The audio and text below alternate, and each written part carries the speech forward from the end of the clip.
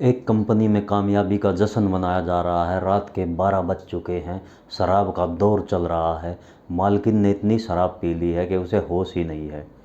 फिर वह 1-2 बजे के करीब अपने घर के लिए अपने एक नौकर के साथ निकल जाती है, जो उसी की कंपनी में एम्प्लॉय होता है। वह घर पहुंचते पहुंचते उसकी तबीयत कुछ ज़्यादा ख़राब हो जाती है और वह एम्प्लॉय को वहीं रोक लेती है।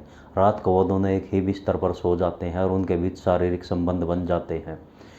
का सुबह उठता है तो वह घबरा जाता है कि ये क्या हो गया है, क्योंकि औरत की उम्र उस लड़के से लगभग डबल थी। कहानी यहीं ख़त्म नहीं होती है। कहानी की गूंज दूर तक जाती है और बहुत कुछ होता है। कहानी शुरू होती है मध्य प्रदेश के रायसेन से।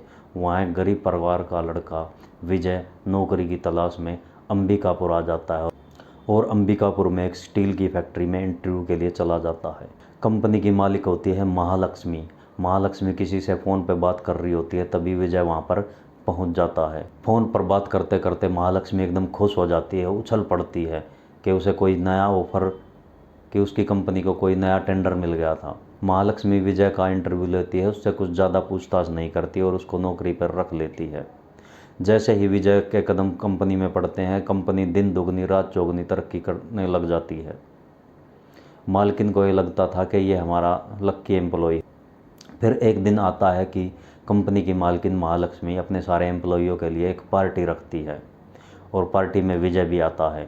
पार्टी में खूब शराब पी जाती है। मालकिन उस दिन ज़्यादा शराब पी लेती है और विजय उसको छोड़ने के लिए घर के लिए चल पड़ता है कि मैं तुम्हें घर छोड़ आऊँगा। लेकिन रास्ते में महालक्ष्मी की तबीयत कुछ ज़्यादा बिगड़ जाती है। उसे बार बार उल्टियाँ हो रही थी।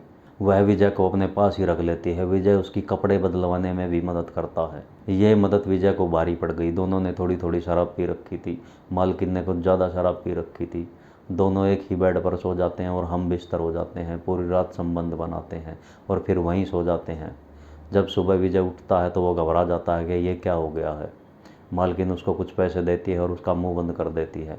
बोलती है जो हो गया उसे भूल जाओ, अपने काम पर ध्यान दो। ऐसे ही ये सिलसिला जारी रहता है। मालकिन बार बार विजय को बुलाती है और उसके साथ शारीरिक संबंध बनाती है और उसके एवज में उसको कुछ पैसे देती रहती है। यह सिलसिला ऐसे ही चलता रहता है। काफ़ी टाइम हो जाता है। 4 साल बीत गए। डेली मालकिन उसे बुलाती है और उसके साथ संबंध बनाती है, लेकिन विजय अंदर से इस रिश्ते के लिए तैयार नहीं था, क्योंकि जोड़ी ही ऐसी थी। मालकिन की उम्र 50 साल तो विजय की उम्र 25 साल।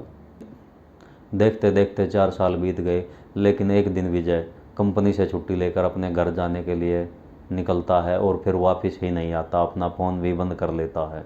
ऐसे ही 10-15 दिन गुजर जाते हैं तो उसकी मालकिन महालक्ष्मी समझ चुकी थी कि अब ये विजय वापस आने वाला नहीं है। एक दिन महालक्ष्मी विजय से मिलने के लिए मध्य प्रदेश के लिए निकल पड़ती है और ढूंढते हुए उसके घर पहुंच जाती है।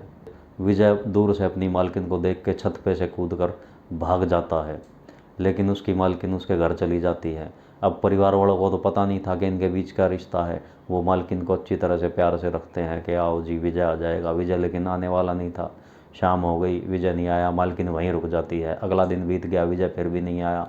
मालकिन वहीं रुकी रहती है। ऐसे करते करते 10 दिन बीत जाते हैं, लेकिन विजय नहीं आता।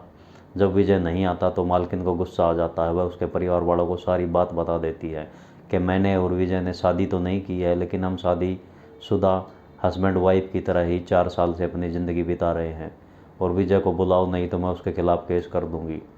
फिर विजय के परिवार वालों को गुस्सा आ जाता है। उसे डांट डपट कर भगा देते हैं। तो महालक्ष्मी भी कहाँ मानने वाली थी। महालक्ष्मी पहुँच जाती है सीधे थाने और पूरी कहानी बताती हैं।